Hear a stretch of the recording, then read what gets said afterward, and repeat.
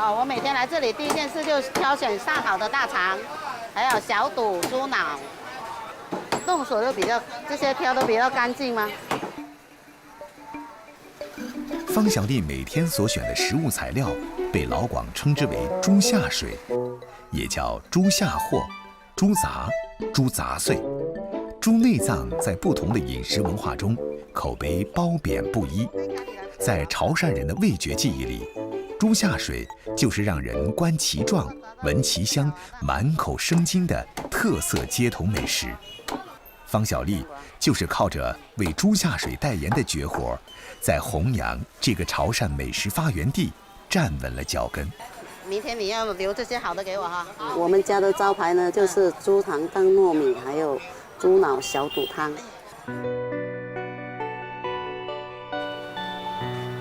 这些啊已經都有倒轉數學白啦。哦。個倒風景都有影，留個陪下咪做。那配料好呗。夫妻檔的小食店向來都沒有明確的分工，但一切都能有序進行。方小麗從菜市場採購回來，丈夫方德賢默契地接過豬大腸，開始了重頭戲——清洗。然後用力搓洗，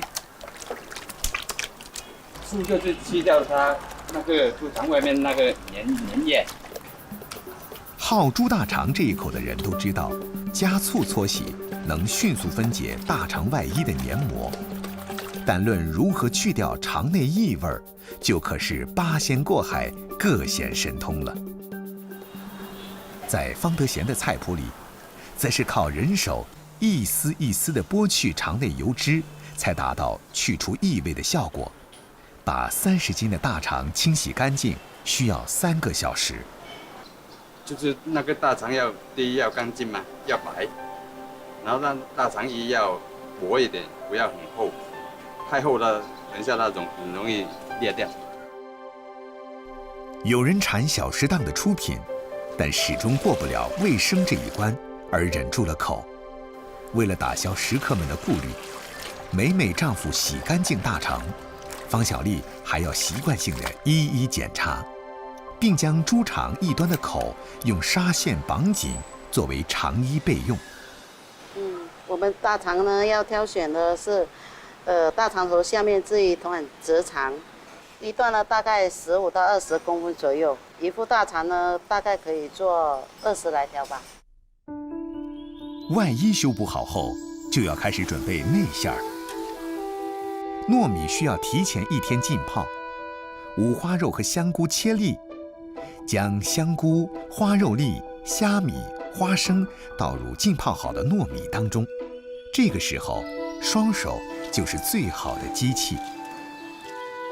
第3步是胀，胀在潮汕方言中有往某物中装满另一物的意思，它比装、塞、放更吻合猪肠糯米两者的完美搭配。大肠不能胀得太满嘛，糯米不能胀得太满，大概就是7、8成左右吧。然后加这个水的话，然后煮熟了，这个糯米呢就会膨胀，太满了它就会破。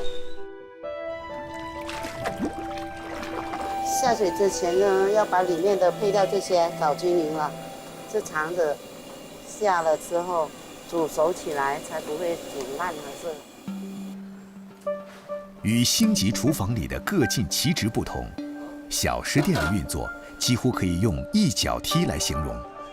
猪肠胀糯米下锅后，方小丽开始烹煮酱料。传统的猪肠胀糯米需要蘸甜酱，而甜酱的制作可谓是各家各法。方小丽的家传秘诀就是红糖加白砂糖，慢火细熬。除了招牌猪肠胀糯米，方小丽灵巧的双手还做出了猪小肚包猪脑、蚝烙等潮汕特色小吃。上午11点，方德贤和方小丽准时打开夫妻小食店的门。小肚跟这胡椒呢，吃了对味很好的，肠胃的人经常吃对味就是特别好。đó, ba, xin ăn. 好，这里加。然後有嗰種比較對比，嚇，個德州鹹菜，對州鹹菜，好好，買個點啊，係，好好好，走。猪肠胀糯米、猪肚煲猪脑汤、蚝烙，看似简单的2菜1汤，既不省事又不省力。方小丽和丈夫需要各司其职，合作无间，才能让小店客似云来。一定要蘸这个甜酱吃才好吃。有人爱一口咬下去猪肠胀糯米的满足感，有人爱猪小肚包猪脑里胡椒的辛辣感，还有人爱蚝烙的鲜美酥香、脆而不软。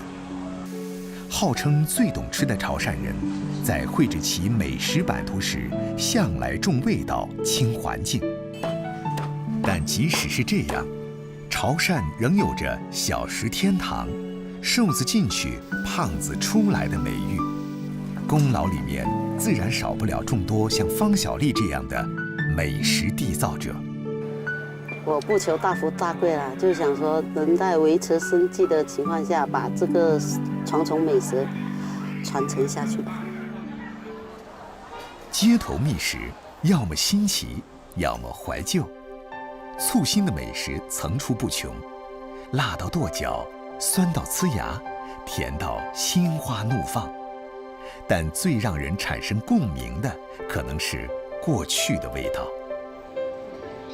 80、90後街頭美食應該係啲路邊攤啦，然之後同啲同學仔一齊食，可以一齊分享啦。當我哋大個咗之後咧，會發現以前中意食嘅嘢，依家好難揾得翻㗎啦。無論是哪一代人，在課室裡耗盡了腦容量後，最想飛奔的地方，肯定是校門口的美食攤。隨着年代的發展，校門口的 C 位小吃也在不斷的變化。對於我哋80後嚟講咧，我認為校門口最經典嘅美食係缽仔糕。我同我太太咧，亦因為缽仔糕呢個嘢嘅人生軌跡發生咗變化。缽仔糕指的是在钵仔上蒸的米糕，这种口感軟糯的小糕點，自改革開放後，就佔據了好幾代老廣的童年記憶，更是入侵了廣東無數街頭巷尾，成為被追捧的街頭美食。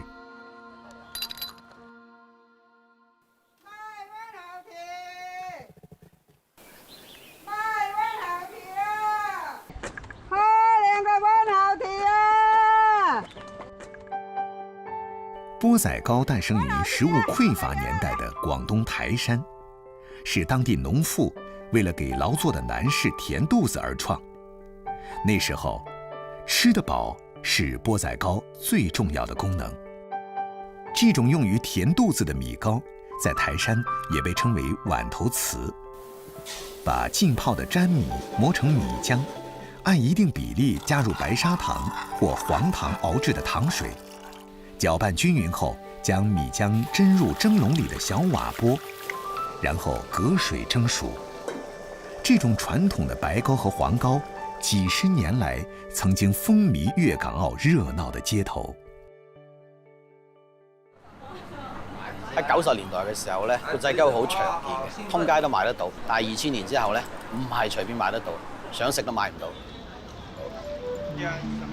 因為見少買少，5年前林毅和妻子在想吃缽仔糕卻買不到的那一瞬間，萌生了自己做的想法。一對80後夫婦對缽仔糕製作一竅不通，他們是如何成功復原這種街頭情懷美食的呢？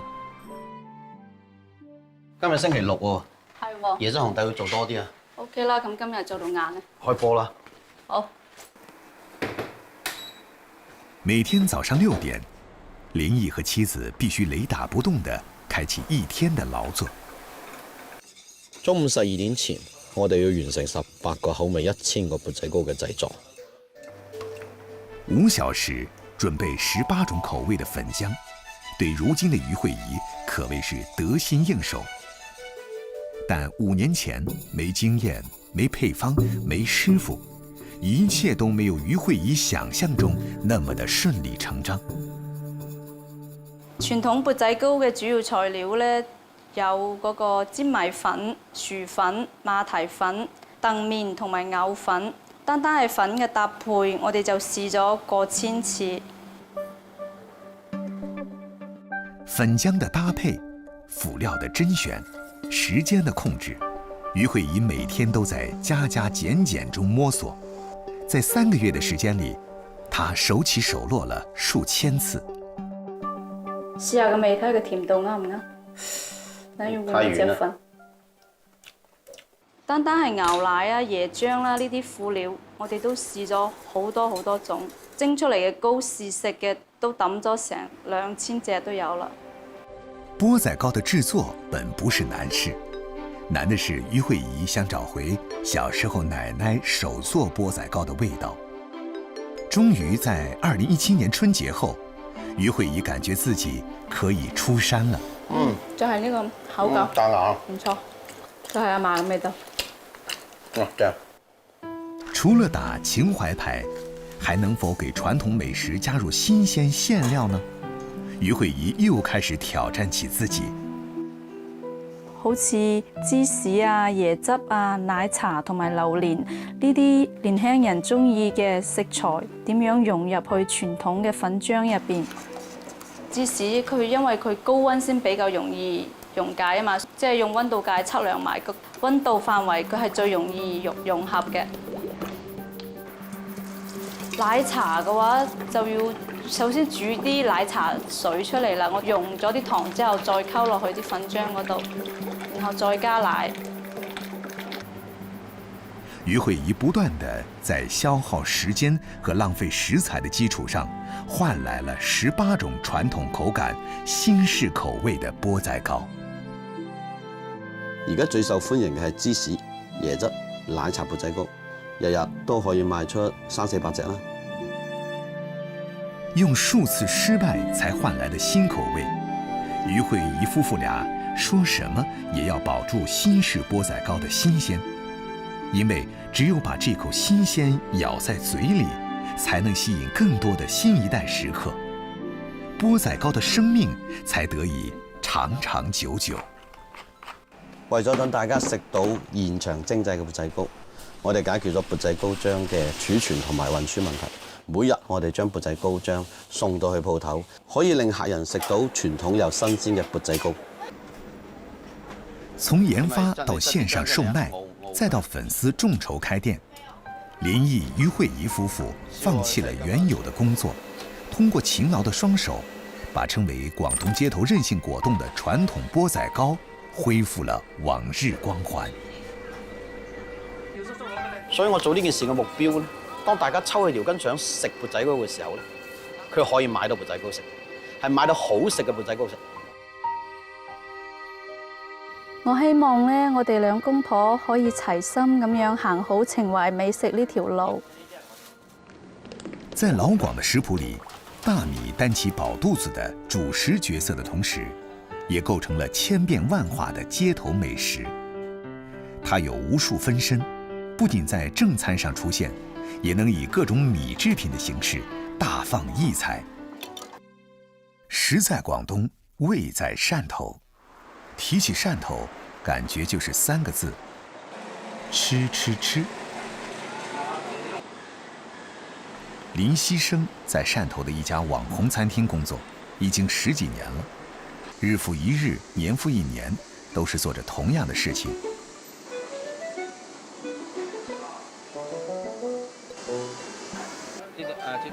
清嘢糕啊！招牌菜就係龍宮之手。咁滷水食唔食啊？食啊。生活不能一成不變，希生覺得學一門手藝，老來防身，總是穩妥些。最近動起了轉崗做廚師的想法。每次忙完手頭的事，他就會守在廚房偷師。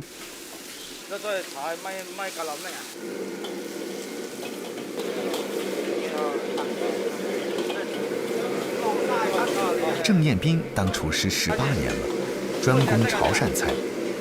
希生這就打上郑彦斌的主意了。希生和郑師傅學習了6個月後，郑師傅要考核3道菜。西生有点紧张。从汕头东海岸公园出去10几海里，这片海域就有虾蟹出没。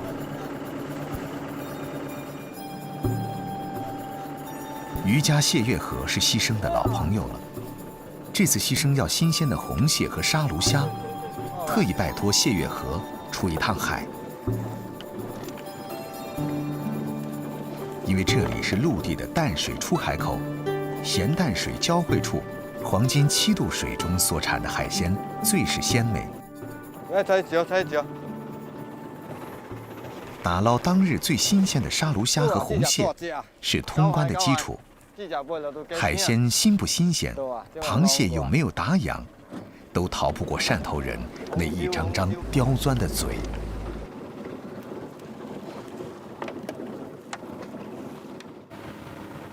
林西生今天起了个早，去选购食材。没有，就是要好货的时候，就是自己要去采。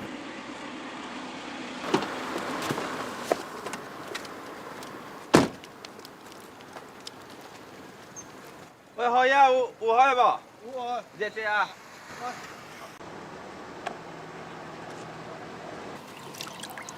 这沙鲈虾呢，像这么大的很少的，100多1斤。廿9日咯，都9多隻。绣斑鲟，俗称红花蟹，体侧没有长长的鳍，壳上纹路像极了绣斑。2只格外威武的大钳子，一副随时准备迎战的样子。红花蟹为梭子蟹中的上品，肉质口感非常出众。由于难以保鲜和长途运输，价格不菲。沙鲈虾是汕头人的叫法，长得跟沙虾很像。汕头人认为沙鲈虾是纯野生，虾肉的鲜美度和紧致度更高。吃不吃得出来，就看你自己功夫到没到家了。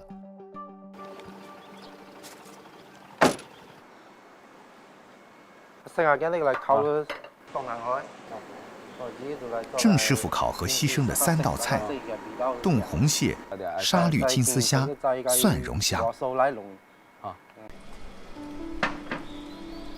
红蟹放入冰水20分钟，冻死。活的下去煮了，它久呢，这就会断掉。开锅烧水，放入葱、姜片、盐、白糖。水沸腾后，改中火放入红蟹，煮20分钟后捞出，再装入冰盆。冰水覆盖蟹身1小时，一道冻红蟹就做好了。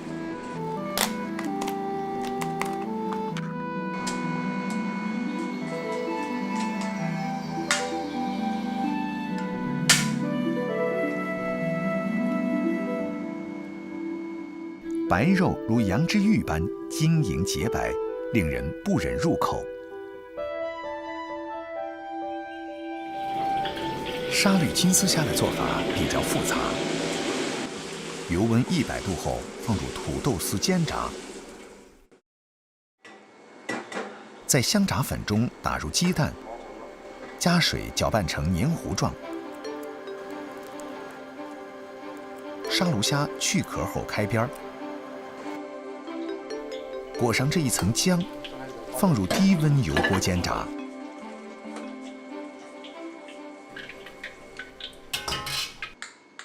沙拉、炼奶、牛奶一起搅拌，裹在刚炸好的沙鲈虾上，表面再覆盖炸好的土豆丝。这道沙律金丝虾就做好了。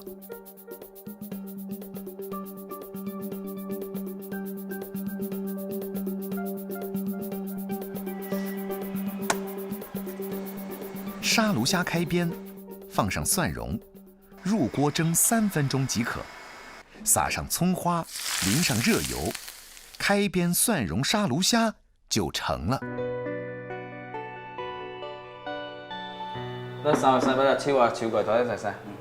终于要面临主考官们挑剔的品菜关了。蟹肉的鲜来自于丰富的氨基酸。氨基酸在摄氏16度至120度之间时，都能产生鲜味儿。温度越低，分子结构越稳定，吃起来就越鲜。冰镇让蟹肉降温，硬是把一个鲜字发挥到淋漓尽致。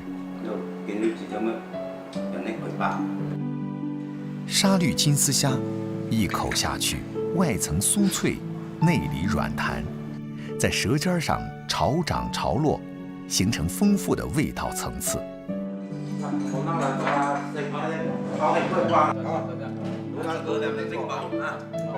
半年的努力没有白费，牺牲这一次的考核顺利通过。